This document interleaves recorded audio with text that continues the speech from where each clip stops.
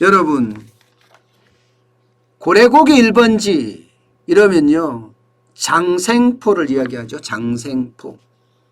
울산에 있는 장생포는요, 다른 어떤 지역보다가 고래고기로 유명합니다. 맛도 좋고요. 뭐 부산에서도 고래고기를 팔고 포항에서도 고래고기를 팔지만 울산에 있는 장생포는 우리나라에서 고래고기 1번지라고 아예 불리는 그런 곳이에요. 여기는 자연스럽게 고래문화관광특구가 지정이 됐고요. 그러면서 관광지로 굉장히 활성화가 됐습니다. 예. 사람들은 고래고기 참 괜찮다. 우리 고래고기 한번 먹으러 가자. 그러면 어뢰 장생포로 향하곤 했습니다. 한때 장생포는요, 중심상가의 가격이 평당 1,800만 원에 거래된 적이 있을 만큼 장사가 굉장히 잘 됐어요. 평당 1,800만 원 말입니다. 그런데 이게 지금의 모습입니다. 이게 지금의 모습. 예. 매매가 아니라 급매매라고 써있죠. 그것도 주인이 직접 내놨다고 이렇게까지 쓰면서 말입니다. 바로 이 집이 말입니다.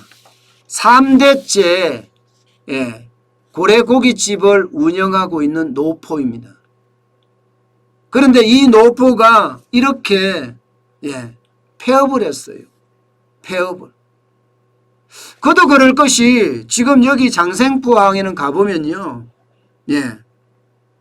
점심에만 잠깐 반짝하고는요.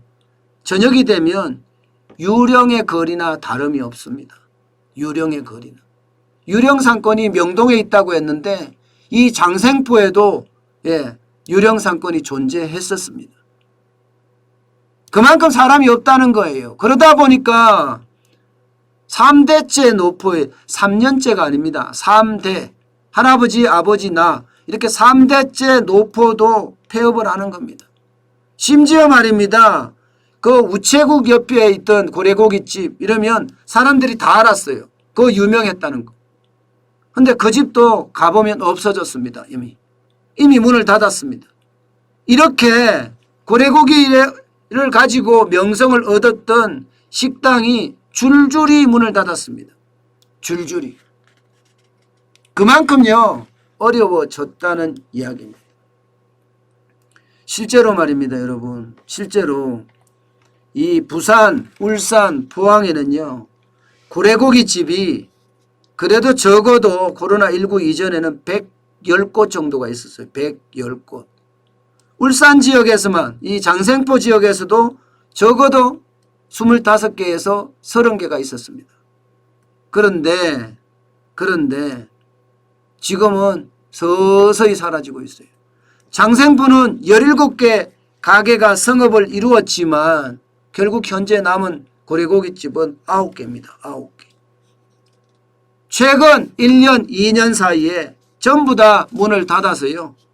일반 앱증으로 업종을 변경했던가 그렇지 않으면 매물로 내놓았습니다. 왜 이럴까요? 왜 이런 일이 벌어졌을까요?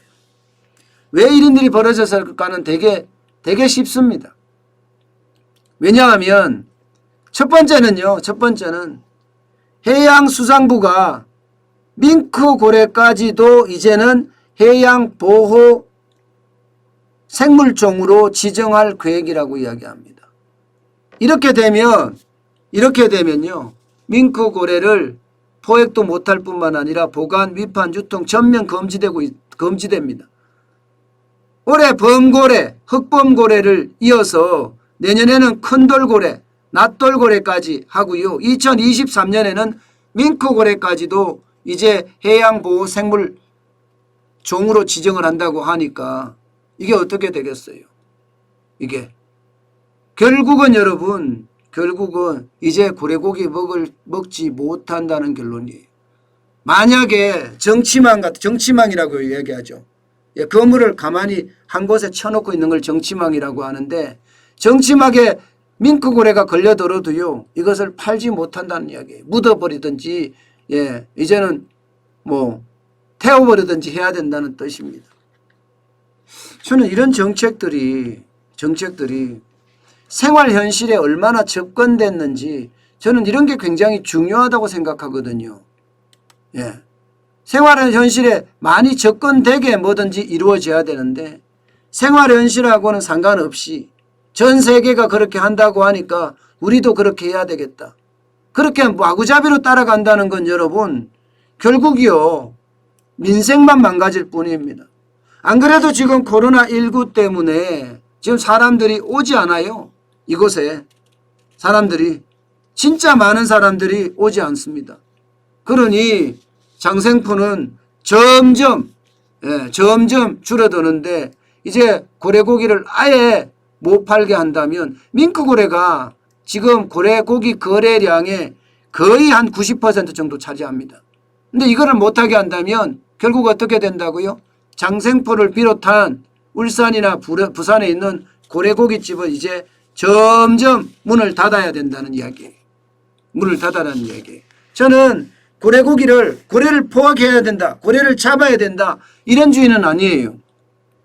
예, 고래는 생물보호업종 저는 지정이 돼서 보호가 돼야 된다고 생각을 하는 사람입니다. 그렇지만 정치망에 걸려서 죽은 고래고기는 어떻게 할 거예요?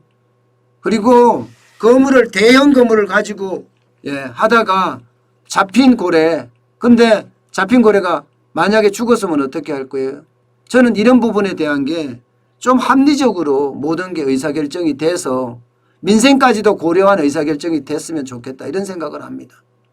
단순하게 이렇게 해야 된다는 교과서식으로 접근을 하게 되면요. 도대체 살아남는 게 없어요. 살아남는 게. 여러분 물을 생각해 보세요. 순수 물만 먹는다 해서 H2O만 먹고 살 수 있습니까? 그럴 수 없잖아요. H2O만 먹고 사는 것이 아니라 흐르는 도랑물도 마시고 샘을 파서 샘물도 마시고 우리 수돗물도 끓여서 먹고 이러잖아요.